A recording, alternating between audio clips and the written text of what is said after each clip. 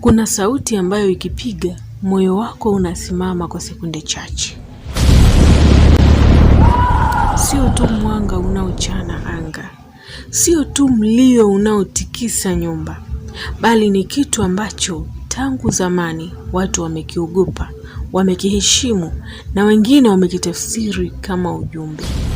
Leo nataka uiangalie radi kwa jicho la tofauti kabisa. Universe huwa haiongei kwa maneno, inaongea kwa ishara, inaongea kwa matukio, inaongea kwa nguvu, na radi ni moja ya lugha zake zenye nguvu zaidi. Katika siku za hivi karibuni, anga la Tanzania limekuwa likitetemeka. Watu wameshuhudia nguvu ambayo haina huruma, lakini naomba nikwambie kitu kimoja. Katika ulimwengu wa kiroho, hakuna kinachotokea kwa bahati mbaya. Radi sio tukio tu la hali ya hewa pekee, ni mazungumzo kati ya mbingu na ardhi. Sasa leo nataka tuingie ndani zaidi. Nataka nivue pazia la siri. Je, radi ni ishara ya hasira ya universe? Je, ni utakaso wa nishati chafu ambazo zimezidi duniani? Au ni lango la nguvu ambalo linafunguka kwa ajili ya wale wenye macho ya kuona? Sasa ili uweze kuyajua yote haya, naomba kaa nami mpaka mwisho wa video hii. Leo utajifunza jinsi ya kuishi na nguvu hii. Universe inataka kuzungumza na wewe. Kuna ujumbe wako leo ambao utabadilisha namna unavyoichukulia radi. Utabadilisha namna unavyoifanyia kazi radi. Naomba ukae na mimi mpaka mwisho. Tambua kwamba haujaja hapa kwa bahati mbaya. Umekuja hapa kwa kusudi maalum na kwa wakati sahihi. Radi ni mlipuko wa nguvu, lakini sio nguvu ya kawaida. Ni nguvu inayokusanyika kimya kimya ndani ya mawingu, halafu kwa sekunde moja tu inajidhihirisha kwa nguvu kubwa. Hasa kiroho, hii ina maana kubwa sana. Inaonyesha kwamba kuna nguvu nyingi ambazo hazionekani kwa macho ya kawaida, lakini zinaishi, zinangoja muda sahihi kujionyesha. Huwa ipo hivi, universe inazungumza kwa kupitia frequencies. Kila kitu unachokiona ni nishati inayotetema. Radi ni mkusanyiko wa nishati ya umeme, yani tunasema electromagnetic energy, ambayo imezidi kiwango na inatafuta pa kutokea.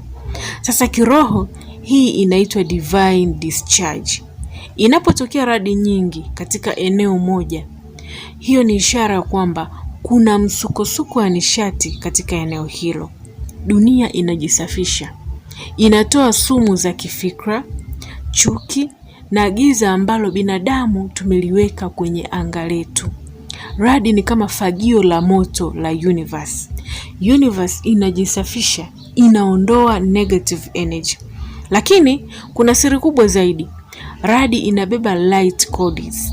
Ule mwanga ule unaouona kwa sekunde moja huwa unabadilisha DNA ya kila kiumbe kilichopo duniani. Ule mwanga unakuamsha, unakukumbusha kwamba wewe ni mdogo na kuna mamlaka kuu inayotawala nyota na sayari. Kuna nguvu ya uumbaji ambayo inaendesha huu ulimwengu. Kwa hiyo usichukulie radi kama adui, bali itazame kama sauti ya mamlaka inayosema, rudi kwenye asili yako, acha kiburi, heshimu nguvu ya uumbaji. Na pia radi unayoiona sio tu ule mwanga na mungurumo. Radi ni nishati iliyokusanyika na kulipuka kwa nguvu kubwa. Hii kiroho inaonyesha kwamba universe ina uwezo wa kuumba na kubadilisha papo hapo. Na pia radi hii inatukumbusha kwamba ndani yako pia kuna nguvu iliyolala ambayo wewe huitumii na wala huitambui. Usijidharau, ndani yako kuna nguvu kubwa kuliko unavyofikiria. Na pia kiroho, radi huwa inaashiria mabadiliko ya ghafla. Sote tunajua kwamba radi haiji polepole, haitoi taarifa na wala haikuulizi kama wewe uko tayari. Inakuja tu ghafla na kubadilisha kila kitu ndani ya sekunde moja. Sasa hii ni ishara ya kiroho. Inaashiria kwamba kuna mabadiliko ambayo hayatakuja taratibu katika maisha yako. Yatakuja ghafla. Katika maisha yetu haya, unaweza kupoteza kitu ghafla, unaweza kupata nafasi ghafla, na pia unaweza kuamka kiroho ghafla. Sasa universe inaposema umechelewa kubadilika, inatumia nguvu, na radi ni mfano wake. Kwa hiyo ni moja kati ya ishara ya universe, inatuambia kwamba sasa ni muda wa kufanya mabadiliko. Sasa ni muda wa kuachana na vitu ambavyo havitufai na turudi kule tulikotoka, turudi kwenye asili yetu. Na pia huwa kuna kitu cha ajabu sana kinachotokea kwenye radi. Radi mara nyingi huwa haiji peke yake, huwa inakuja na mvua. Radi inapiga, kisha mvua inaanza kunyesha, au wakati mvua inanyesha, radi inapiga. Sasa kiroho hii ina maana gani? Kitu kinavunjwa, halafu kinasafishwa. Yaani radi ni sawasawa na kuvunja, mvua inakuja kusafisha. Kwa hiyo katika maisha yako, unaweza kupitia maumivu, unaweza kupitia kuvunjika moyo, unaweza kupitia changamoto, lakini baada ya hayo yote kuna utakaso, kuna mwanzo mpya, kuna toleo jipya la wewe. Kwa hiyo radi pamoja na mvua, hii ni lugha ya universe, ni ishara ya universe. Inasema kwamba baada ya misukosuko yote, baada ya mambo yote kutokea katika maisha yako, kuna mwanga mbele, kuna utakaso, kuna mwanzo mpya unaokuja kwako.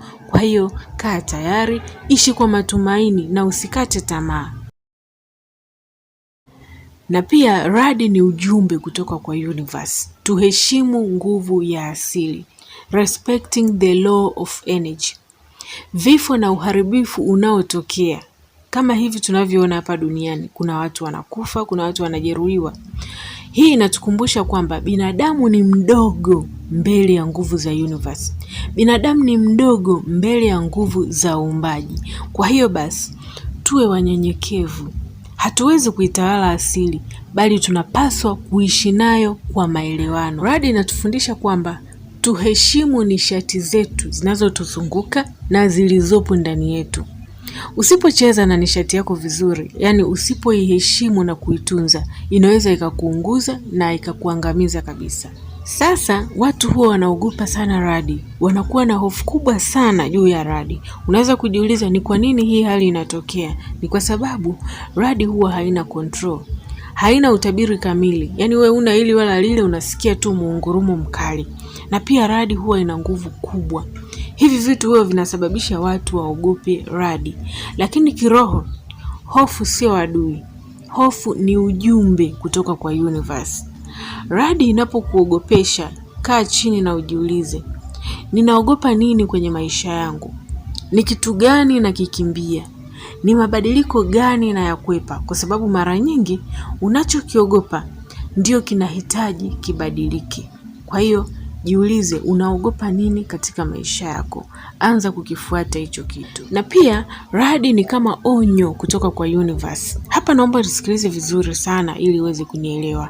Sio kila radi ni ujumbe binafsi, lakini wakati mwingine radi inaweza kuwa ni ishara ya hatari inayokaribia, nishati mbaya kwenye mazingira, au hitaji la kuchukua tahadhari. Haya yote ni katika muktadha wa kiroho. Nishati mbaya inapotawala duniani na binadamu wakawa ni wagumu kusafisha au kuondokana na hizo nishati mbaya, universe huwa inaamua kutumia nguvu kuondoa hizo nishati mbaya. Kwa hiyo unapoona radi zinazidi kuliko kawaida, kaa chini na ujiulize, kuna nishati gani umeishikilia kwa muda mrefu na hutaki kuiachilia? Kama kuna negative energy umeishikilia, basi huu ni muda sahihi wa kuanza kusafisha energy mbaya katika mazingira yako na pia kutoka ndani yako. Na pia radi ni uunganisho wa mbingu pamoja na dunia. Sote tunajua kwamba radi inatokea juu, yani mbinguni, kwenda chini duniani kwenye ardhi. Sasa kiroho, radi ni kama daraja la heaven pamoja na earth. Hii inaashiria kwamba mawazo yako yanaweza kuja kuwa uhalisia. Hapa tunaongelea manifestation. Yani kile unachokiwish kichwani mwako kinaweza kuja katika uhalisia. Sasa hiyo ndiyo manifestation, jinsi inavyotokea. Kwa hiyo radi inatudhihirishia kwamba kuna connection kati ya mawazo yako pamoja na uhalisia. Kile unachokifikiria sana kinaweza kushuka kwenye maisha yako na kuja katika uhalisia. Kama mawazo yako ni kutaka kupata utajiri, mafanikio, amani, afya njema, amini kwamba hayo mawazo yana uwezo wa kuja kuwa katika uhalisia, kwa sababu ipo connection kati ya universe pamoja na ardhi hii tunayoikanyaga. Sasa je, unapaswa kufanya nini ukisikia radi inapiga?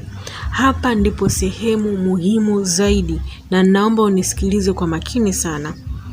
Kiroho, ukisikia radi inapiga, hizi ni tahadhari za kiroho. Achana na zile za kisayansi na za kimwili. Ukisikia radi, tulia, isikilize nafsi yako, na kaa chini ujiulize, nini kinahitajika kubadilika kwenye maisha yangu? Achana na mawazo mabaya, achana na mawazo hasi. Na wakati unafanya haya yote, hakikisha unafumba macho yako, kisha unaisikiliza sauti ya radi. Jiulize, maisha yangu yanahitaji mabadiliko gani? Ni sehemu gani nataka kubadilisha? Achilia mawazo mabaya, omba au tafakari kwa utulivu. Na epuka kutoa maneno ya hofu au maneno dhaifu kwamba nitapigwa na radi, Mungu wangu nitakufa, sijui itakuwaje. Badala yake sema niko salama, nalindwa, nina amani. Kumbuka, radi huwa inaambatana na mvua. Na nilishatoa somo kuhusiana na mvua. Mvua inaponyesha, ukuta wa kiroho unakuwa mwembamba. Kwa hiyo maneno yako yanakuwa na nguvu sana. Chochote unachokitamka muda huo kinakuwa na nguvu zaidi. Kwa hiyo kama utatamka maneno negative, maneno dhaifu, maneno ya hofu kwamba nitapigwa na radi, nitakufa, basi kuna uwezekano mkubwa hayo maneno yako yakawa na nguvu zaidi. Na kuna kitu ambacho watu wengi hawakioni. Wanapoona radi, wanaona mwanga, wanasikia mlio. Lakini ni wachache sana wanaojiuliza, hii nguvu inazungumza nini? Inaashiria nini? Kwa sababu radi sio tukio tu, ni ishara ya mawasiliano ya kina kati ya nguvu zisizoonekana na huu ulimwengu unaoonekana. Hebu fikiria hili kwa umakini. Radi inazalishwa juu angani, lakini inaanguka chini duniani. Sasa hii ni kama ujumbe unaosafiri kutoka sehemu ya juu kabisa ya uwepo, unakuja kugusa dunia. Kiroho, hii inaashiria kitu kikubwa sana, kwamba kila wazo la juu lina uwezo wa kushuka na kuwa uhalisia. Yani manifestation ina uwezo wa kutokea. Kila nishati isiyoonekana ina njia ya kujidhihirisha, na radi ni mfano wa hilo. Lakini pia kuna siri nyingine ndani yake.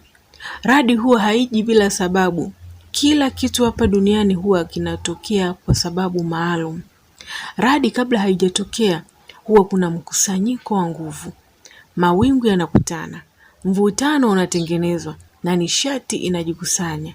Halafu baada ya hapo sasa kitu kinatokea. Radi inapiga kwa nguvu sana. Hii ni sheria ya universe.